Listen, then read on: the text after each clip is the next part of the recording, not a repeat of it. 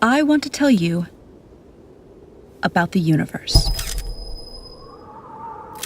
What it is, how it came to be, what its building blocks are. I want to tell you how the future creates the past, which then creates the future. But first, I want to tell you about crystals. You might be surprised to know that a crystal isn't an expensive piece of glass or a chandelier in some fancy dining room. The word crystal simply means a pattern that is periodic. Look at this checkerboard pattern. See how it continues to spread out infinitely in each direction? That means it's a periodic pattern. So that's a two-dimensional crystal. This is another two-dimensional crystal. And this is another. You can also have three-dimensional crystals. By the way, this 3D glass is called crystal because its atoms are actually arranged in a crystalline pattern.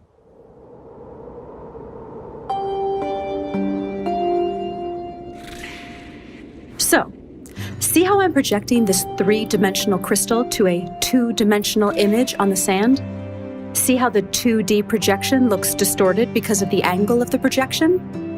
That 2D image also has a pattern, but it isn't periodic. So, it's not a crystal. But there's a deep connection between the 2D object on the sand and the 3D mother crystal. This distorted 2D pattern is called a quasi-crystal. A quasi-crystal in a certain dimension, in this case 2D, is a projection of a crystal in a higher dimension, in this case 3D.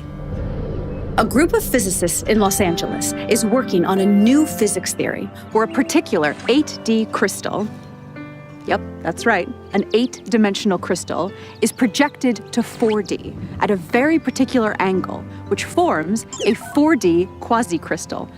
And from this 4D quasi-crystal, they derive a 3D quasi-crystal, which they believe is the fundamental substructure of all of reality. This 3D quasi-crystal has a fundamental building block, a tetrahedron, which is a three-dimensional equilateral triangle.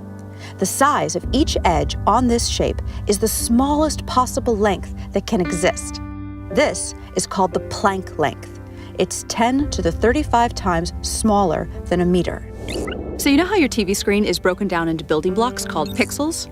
A pixel is the smallest possible indivisible unit of the 2D screen. So think of reality as your TV screen, but in 3D. And think of the tetrahedron as a 3D pixel, the smallest possible indivisible unit of reality. The tetrahedra in the quasi-crystal combine with other tetrahedra, using complex mathematical rules, to fill up all of the space in the universe. Each tetrahedron only has a few specific states in which it can exist at any given moment. And because of the rules of how these pixels connect to each other, if one tetrahedron is in a certain state, this dictates the states of many other tetrahedra throughout all of space. But here's the weird thing. If a certain tetrahedron can be in any one of just a few possible states in a given moment, who or what chooses the state it should be in at any given moment? Well, for such a choice to be made, we need to scientifically, mathematically, and logically bring in a new element into physics. And that element is consciousness. If you're not a scientist, you might be surprised to learn that nobody actually knows the exact value of the speed of light. We have a close approximation, but not the exact value. The closest we can get to measuring it has to do with the precision of our machines. But no matter how precise our machines get, we will never be able to measure the exact speed of light without a theory that tells us what it is and why it is. And none of the current physics theories do that. Oh, look, Professor Einstein, you look so cute. So I look pretty here? Yes, yes. No, wait, that's my bad side. But if I go... Ja, das ist gut. What if I stick out my tongue like this? Bah! Sehr gut. Oh. Our best physics theories, Einstein's theory of relativity and quantum mechanics, both use the speed of light as a starting point. In other words, they use an inexact measurement of the speed of light without explaining why it is, what it is, or why the universe even has a speed limit in the first place. We need a new theory. And such a theory is what the physicists and mathematicians of quantum gravity research in Los Angeles are working on. They call it emergence theory, and it will, really for the first time ever, provide an explanation for the speed of light and the other constants, such as Planck's constant and the fine structure constant. Basically, what is needed is a theory of everything, a theory that explains the very fundamental aspects of reality. String theory, which once held a lot of promise for possibly being a successful theory of everything, has not made any successful predictions. And regardless of predictions, the theory itself isn't actually a theory of everything. It's just not, because it can't explain the speed of light or the other constants. Quantum mechanics and general relativity, on the other hand, do make good predictions, but they don't explain the fundamental constants either. Professor Einstein, why does the speed of light have the exact value that it does? Well, to put it plainly, security! So what clues does nature offer us for what a theory of everything should look like? We've identified 7. Information, causality loops, non-determinism, consciousness, pixelation, E8 crystal, and the golden ratio. A growing number of physicists are saying reality is made of information. What does that even mean? Well, information is meaning in the form of symbolism. A language or code provide this kind of information conveying symbolism. A very different type of symbol is one that represents itself. Geometric symbols can do that. A cube can represent love, if we say it does, or it can represent, really with minimal subjectivity, itself. Could there be a language or code made out of geometry? What type of information would such a language express? Quantum physics theory and classical physics indicate that reality is made of information, and there is no evidence that reality is made of anything other than information. Many physicists agree with this, and many don't. But those that don't agree that reality is made of information have no explanation for what reality is, if it's not information. Gentlemen? Reality is made of information. Nope. Yes, it is made of information. No. Okay, so what is it made of if not information? Energy. Energy is information. That's stupid. Energy is the potential for a particle to change its position. Potential is information. Energy is information. No. It's information. Then what is it? Not information. Then what is it? Not information.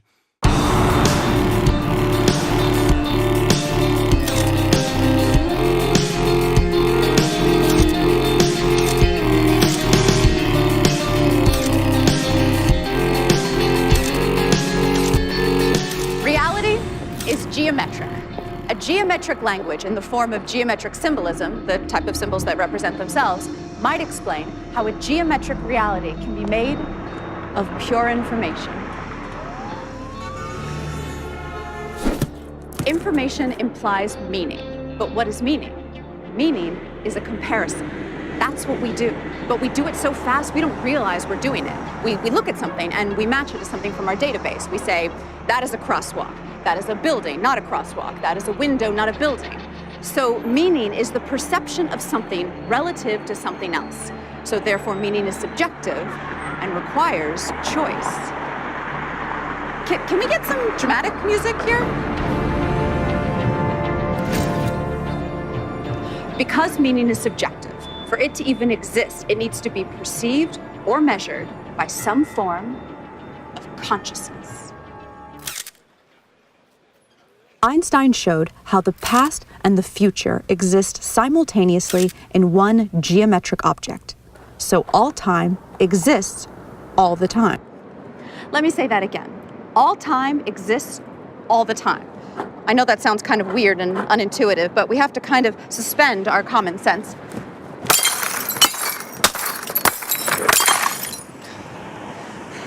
And accept that mathematically, and according to the best physics formulas we have, that actually makes sense. So, let's visualize the geometric object that Einstein spoke about as a block. Remember the tetrahedra, the building block pixels of reality I told you about? Now imagine the entire universe, everything, everywhere, in one frozen moment in time. Like a single frame in a movie. In this one frame, all of reality everywhere appears frozen in this one position. Let me give you an analogy. In a movie shot on 35mm film, there are 24 frames a second. There's no actual movement in a movie. There's just a sequence of frozen frames. Now remember how I told you about the Planck length of space, which is the smallest length possible? Well, there is also a Planck length of time, and it is much shorter than 24 frames a second. In fact, it's 10 to the 44 times shorter than a second. Okay, so back to our frozen frame of reality. The entire universe in one frozen moment, one frame. But instead of a frame in a movie, it's a frame in all of reality. Now, imagine the next frame. Each frame is different from the previous one, just like in a movie.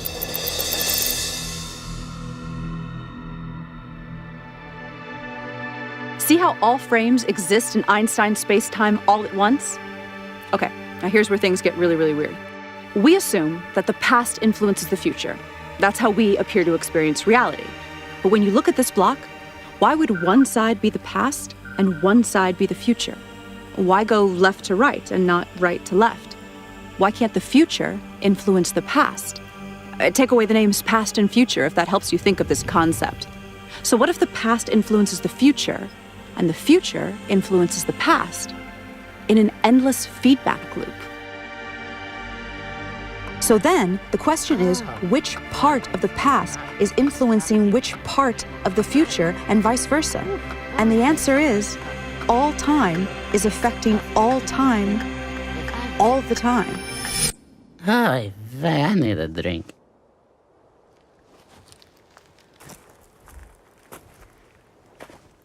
Is this even possible? Can me 20 years from now influence me now, just as I influence her?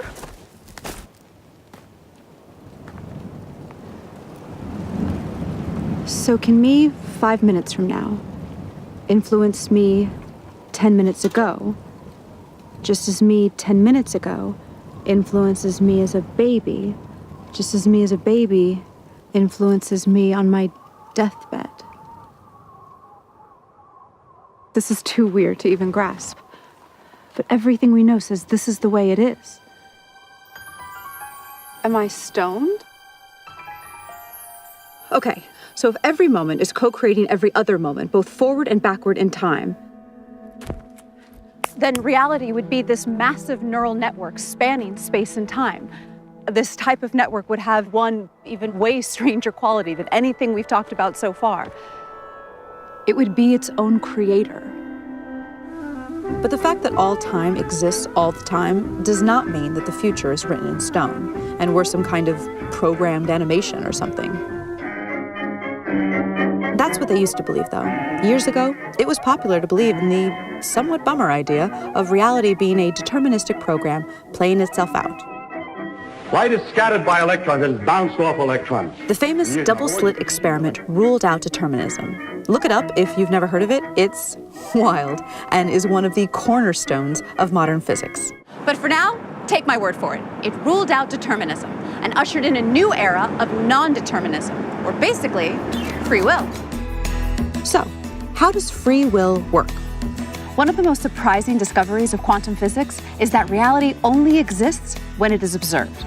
That literally, particles do not exist until they are observed. famous physicist John Wheeler, he's the guy who came up with the term black hole, says that reality is made of information, which is created by observation. The observation must be made, he says, by something conscious. And Nobel Prize winner Frank Wilczek said that quantum theory is contentious and obscure, and that it will remain that way until someone constructs, within the formalism of quantum mechanics, an observer, a model entity whose states correspond to a recognizable caricature of conscious awareness. An entity, an observer.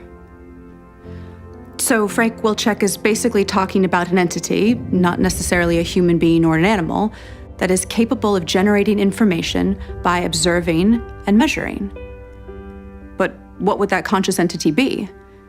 Well, we definitely know that consciousness exists in the universe. I mean, at least in us humans, right? I mean, I'm conscious, you're conscious, he's conscious, I think. I'm conscious. I'm conscious.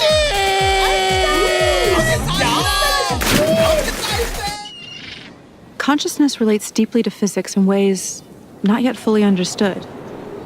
In fact, consciousness is kind of like one of the least understood things in all of science. Nobody knows exactly what it is. Weird, right? So if reality is pure information, if everything, energy, matter, thought, if it's all information, then it becomes clear that reality deeply ties into consciousness in some way, as if the fundamental stuff of reality is somehow consciousness. Did consciousness and information somehow emerge in a causality feedback loop? German physicist Werner Heisenberg developed the first equations of quantum mechanics using a type of math called matrix theory. He deduced that space and time were pixelated into indivisible three-dimensional Planck-length units, just like the two-dimensional pixels on your computer screen. It's good to be made of pixels. The mathematics indicated this. Mathematics. I love mathematics. Your pizza, Professor. And pizza. Oh, I love pizza. Especially pixelated pizza. And interestingly, there was no solid experimental evidence for smooth, in other words, not pixelated, space-time. Pizza. Not pixelated. Not pixelated. Pixelated. We are not pixelated. Not pixelated. Yes, you are, morons. Your mother is pixelated. This is smooth. There is no evidence of that. And the mathematics show it is pixelated, so it must be pixelated. Oh, that's interesting. Bullshit. It must be pixelated. Bullshit, bullshit, bullshit, bullshit. On the other hand, most scientists agree that a length can be no shorter than the Planck length, which suggests reality is pixelated. There is no length shorter than the Planck length. That means reality is pixelated. I'm not pixelated. I'm not. Dude, you're kind of being a little like one of those people who deny evolution because they can't handle the fact their ancestors were monkeys. Are you a monkey? Huh? Are you a little monkey? We believe that until a quantum gravity theory of pixelated spacetime is discovered, the issue will remain confusing for everyone. What type of geometric code would describe a pixelated reality? 80 years of smashing particles together in particle accelerators, such as the famous Large Hadron Collider in Geneva, have given us a strange clue that all the fundamental particles and forces convert into one another. Like they literally transform from one to the other, according to a process called gauge symmetry transformation. And all of these conversions correspond to a shape. And not just any shape, an 8-dimensional shape. Now this shape forms a crystal. Now remember, crystals are periodic patterns of a certain shape, like that checkerboard is a 2D crystal made up of squares. So this crystal is of a particular 8-dimensional shape, and this crystal is known as the E8 lattice.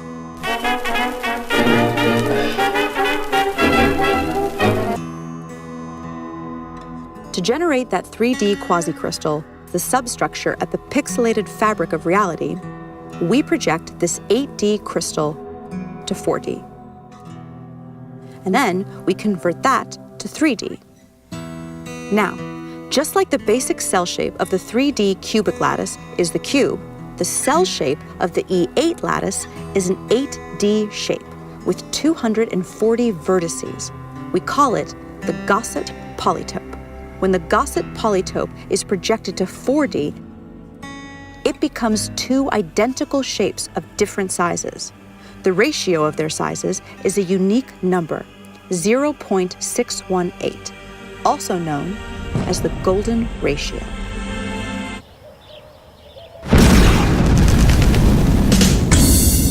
The golden ratio may be the fundamental constant of nature. It is a ratio that is fundamental to circumscribed equilateral triangles, and it's weirdly ubiquitous in the universe, appearing everywhere from the quantum to celestial scales. Ever so interestingly, it appears in black holes. I don't want to fly into a black hole! I wish I never realized your existence!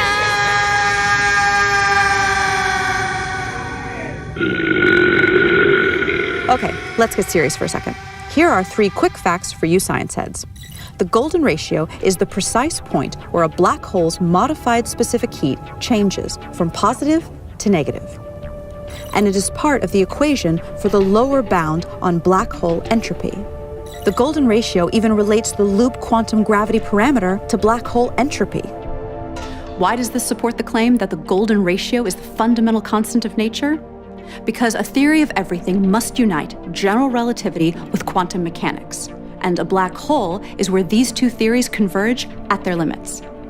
Okay, so bear with me through some really weird math right now, and I'll reward you with some amazing footage of John Malkovich getting a pie in the face. There's a type of mathematics called matrix mathematics. No, not that type of matrix.